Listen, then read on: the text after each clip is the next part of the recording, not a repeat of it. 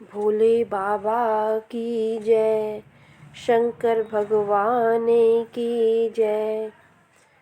फागुन कृष्ण पक्ष की चतुर्दशी को शिवरात्रि का व्रत आता है।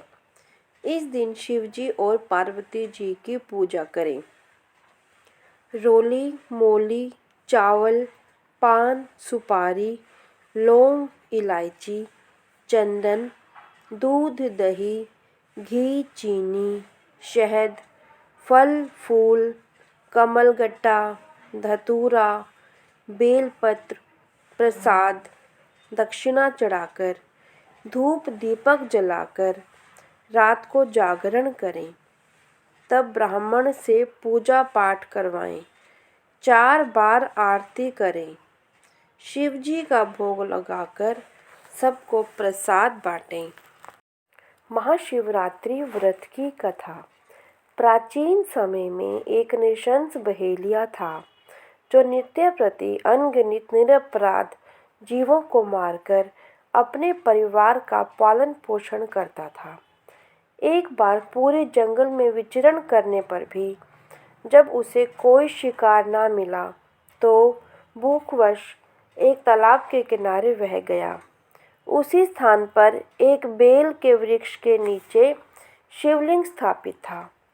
बहेलिया ने उसी वृक्ष की शाखा पर चढ़कर अपनी आवास स्थली बनाने के लिए बेल पत्रों को तोड़ते हुए शिवलिंग को ढक दिया। दिन भर की भूख से व्याकुल उस बहेलिये का एक प्रकार से शिवरात्रि का व्रत पूरा हो गया।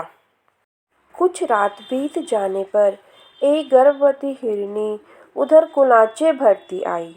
व्याघ्र उसे मारने को तैयार हो गया। झिझकती व्याकुल हिरनी दीन वाणी में बोली, हे व्याघ्र, मैं अभी गर्भवती हूँ। प्रसव बेला भी समीप है, इसलिए इस समय मुझे मत मारो। मैं प्रजनन क्रिया के बाद शीघ्र ही आ जाऊंगी। बहेलिया उसकी बातों को मान गया। थोड़ी रात व्यतीत होने पर एक दूसरी मृगी उस स्थान पर आई। बहेलिया के निशाना साधते ही उस मृगी ने भी निवेदन किया कि मैं अभी ऋतु क्रिया से निर्वृत सकामा हूँ, इसलिए मुझे पति समागम करने दीजिए, मारिए नहीं। मैं मिलने के पश्चात स्वयं तुम्हारे पास आ जाऊंगी। बहेलिया ने उसकी भी बात को स्वीकार कर लिया।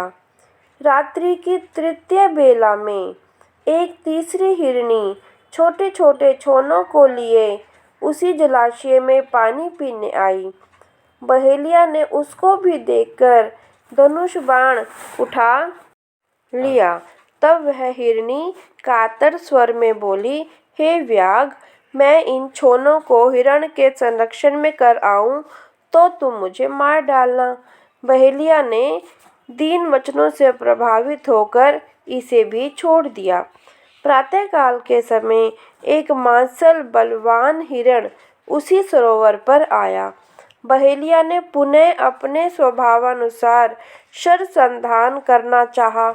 यह क्रिया देखते ही हिरण व्याघ्र से प्रार्थना करने लगा, हे व्याघ्र महाराज, मुझसे पूर्व आने वाली 3 हिरणियों को तुमने मारा है तो मुझे भी मारिए, अन्यथा अगर वे तुम्हारे द्वारा छोड़ दी गई हों तो मुझे मिलकर आने पर मारना, मैं ही उनका सहचर हूँ। हिरण की करुणामयी वाणी सुनकर बहेलिया ने रात भर की बीती बात कह सुनाई तथा उसे भी छोड़ दिया। दिन भर उपवास, पूरी रात जागरण तथा शिव प्रतिमा पर बेल पत्र गिरने के कारण बहेलिया में आंतरिक शुचिता आ गई।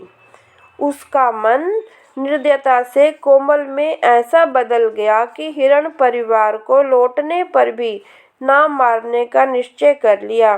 भगवान शंकर के प्रभाव से उसका हृदय इतना पवित्र तथा सरल हो गया कि वह पूर्ण अहिंसावादी बन गया। उधर हिरणियों से मिलने के पश्चात हिरण ने बहेलिया के पास आकर अपनी सत्यवादिता का परिचय दिया। उनके सत्याग्रह से प्रभावित होकर व्याग अहिंसा परमो धर्मे का पुजारी हो गया। उसकी आंखों से आंसू छलक आए तथा पूर्वकृत कर्मों पर पश्चाताप करने लगा। इस प्रकार स्वर्गलोक से देवताओं ने व्याग की सराहना की तथा भगवान शंकर ने 2 पुष्प विमान भेजकर बहेलिया तथा मृग परिवार को शिवलोक का अधिकारी बनाया। जय शिव शंकर, जय भोले बाबा।